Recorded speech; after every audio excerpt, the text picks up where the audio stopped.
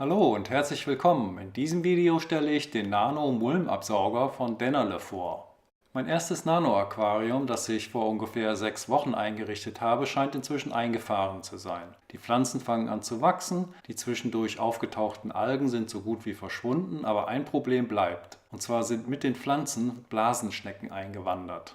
Sie stören mich nicht weiter, ich finde sie sogar recht schön und sie fressen Algen, aber sie hinterlassen dabei sehr viel Dreck. Erst habe ich versucht, den Schneckenkot vom Boden aufzuwirbeln, damit der Filter ihn einsaugen kann, aber er sinkt zu schnell wieder ab und bleibt dann einfach woanders liegen. Auch den Mulm mit einem Schlauch absaugen war keine Lösung, weil das Aquarium so klein ist, dass es sehr schnell leer ist. Außerdem ist der Sog so stark, dass nicht nur der Dreck, sondern auch Pflanzen und Sand eingesaugt werden. Dünnere Schläuche verbiegen sich und man kann damit nur punktgenau saugen, wenn man mit der Hand unter Wasser geht. Also habe ich mir den Nano-Mulmabsauger von Dennerle gekauft. Ausgepackt sieht er so aus und da ist dann das Ansaugrohr, die Pumpe mit den Ventilen und mit dem Sieb, ein durchsichtiger Schlauch, der Pumpenbalg, mit dem das Wasser angesaugt wird, der Durchflussregler und die Klemme, mit der der Schlauch am Eimer befestigt wird.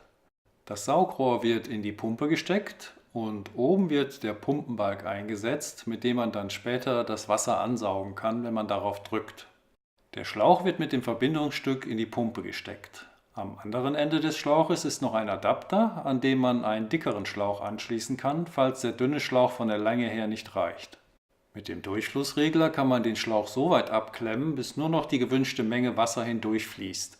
Und damit der Schlauch während des Absaugens nicht aus dem Eimer herausfällt und alles unter Wasser setzt, wird der Schlauchhalter mitgeliefert. Dort führt man den Schlauch durch und klemmt ihn dann an den Rand des Eimers oder der Schüssel. Damit das Ganze nachher auch funktioniert, muss das Aquarium mindestens 50 cm über dem Auffanggefäß stehen. Für mein 20 cm hohes Aquarium ist das 30 cm lange Ansaugrohr fast schon wieder zu lang. Ich nehme es deshalb beim Ansaugen ungefähr in der Mitte in die Hand, nachdem das Wasser angesaugt ist. Den Mulmabsauger gibt es für größere Aquarien auch noch mit einem 50 cm langen Ansaugrohr. Nachdem das Schlauchende am Eimer befestigt ist, steckt man den Mulmabsauger ins Wasser und drückt so lange auf den Pumpenbalg, bis das Wasser bis zur Pumpe aufgestiegen ist und anfängt in den Eimer zu laufen. Jetzt kann man mit dem Durchflussregler einstellen, wie stark der Sog sein soll. Da ich feinen Sand im Aquarium habe, schränke ich den Wasserdurchfluss so weit wie möglich ein. Wenn man gröberen Kies hat, kann der Sog ruhig etwas stärker sein.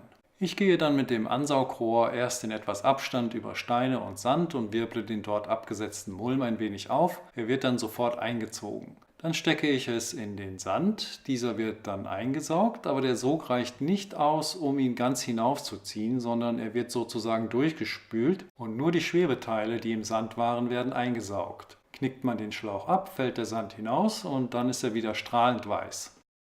So gehe ich dann durch das gesamte Becken. Das Gute ist, dass durch den schwachen Sog die Pflanzen nicht herausgezogen werden. Man kann also bedenkenlos dazwischen gehen und die abgestorbenen Pflanzenteile und andere Ablagerungen absaugen. Auf der Wurzel lagert besonders viel Mulm und ich kann selbst zwischen dem Gras herumwerkeln, ohne dass es angesaugt wird. Ich habe jetzt für die ganze Aquariumreinigung knapp 5 Minuten gebraucht und wie man jetzt hier im Zeitraffer erkennt, ist in diesem Zeitraum der Wasserstand nicht mal um die Hälfte gesunken.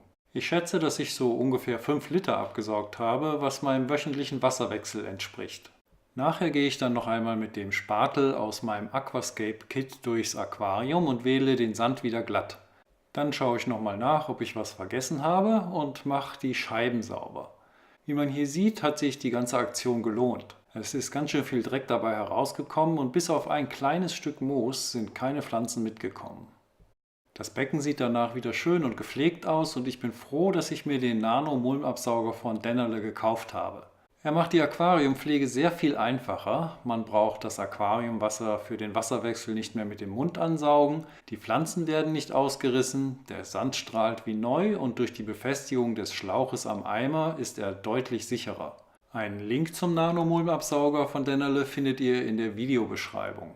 Ja, wenn euch das Video gefallen hat, dann freue ich mich über einen Daumen nach oben und abonniert den Kanal, damit ihr das nächste Video nicht verpasst. Ich sage Tschüss, bis dahin und macht euch mal wieder die Hände nass.